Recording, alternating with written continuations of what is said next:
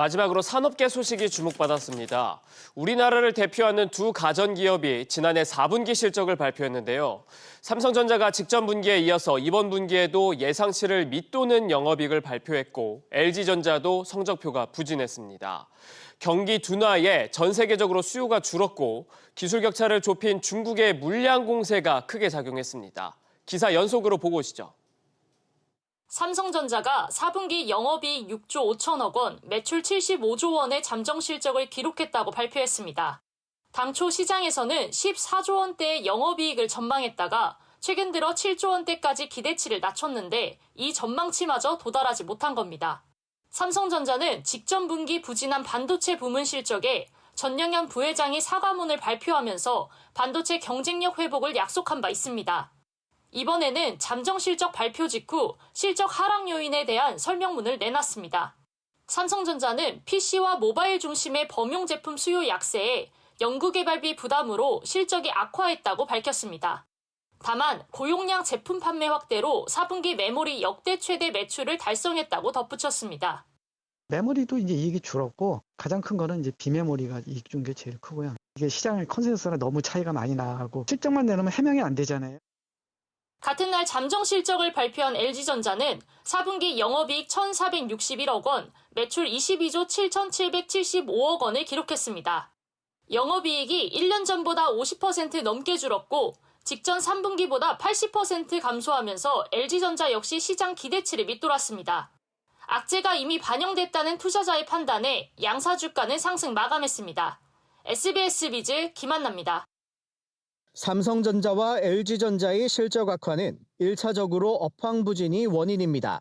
경기 둔화에 수요가 줄었고 중국발 전자산업 공세 여파로 예상보다 비용이 늘었습니다. 시장 전망을 밑돈 실적에 대해 삼성전자는 메모리 업황 악화와 비메모리 부분 가동률 하락, 연구개발비 증가로 부진했다라고 설명했습니다. 메모리에서 기존의 레가시 제품인 D램과 낸드 플래시에서 어느 정도 이익을 내야 되는데 중국 기업의 경쟁력이 조금 높아지면서 이익을 좀 못 내고 HBM에서도 그다지 이제 실적이 좋지 않았기 때문에 중국 공세의 고부가 제품 위주로 사업 구조 전환이 절실하지만 첫걸음인 엔비디아 납품을 위한 HBM 개발에도 난항을 겪고 있습니다. CES에 참석한 젠슨왕 엔비디아 CEO도 삼성은 설계를 새로 해야 한다라고 지적하기도 했습니다. LG전자도 중국발 공세 여파에 고전 중입니다. 4분기 반토막 실적에 대해 일회성 비용과 해상 운임 급등 때문이라고 설명했지만 일각에선 중국과의 경쟁 심화로 핵심 영역인 TV와 생활 가전에서 수익률이 크게 떨어졌다는 분석도 나옵니다.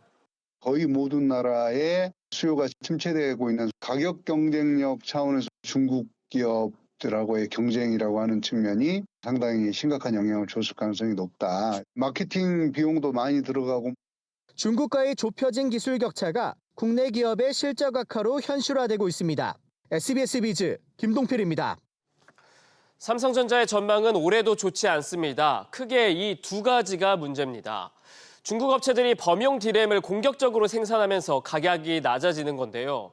시장조사 업체 트렌드포스는 D램 가격이 8에서 13% 떨어질 것으로 추정했습니다. AI 돌풍을 타고 상승세인 HBM 시장을 놓친 것도 걱정거리입니다. 젠슨왕 엔비디아 최고 경영자는 삼성전자의 고대역폭 메모리에 대해서 설계를 새로 해야 한다고 말할 정도로 설계 문제를 공개적으로 지적하기도 했습니다. 지난 30여 년간 반도체 시장 패권을 쥐던 우리가 아는 그 삼성전자는 어디 갔나 하는 생각이 듭니다. 기술과 사업 구조 등 경영 전반에 대한 혁신이 필요합니다.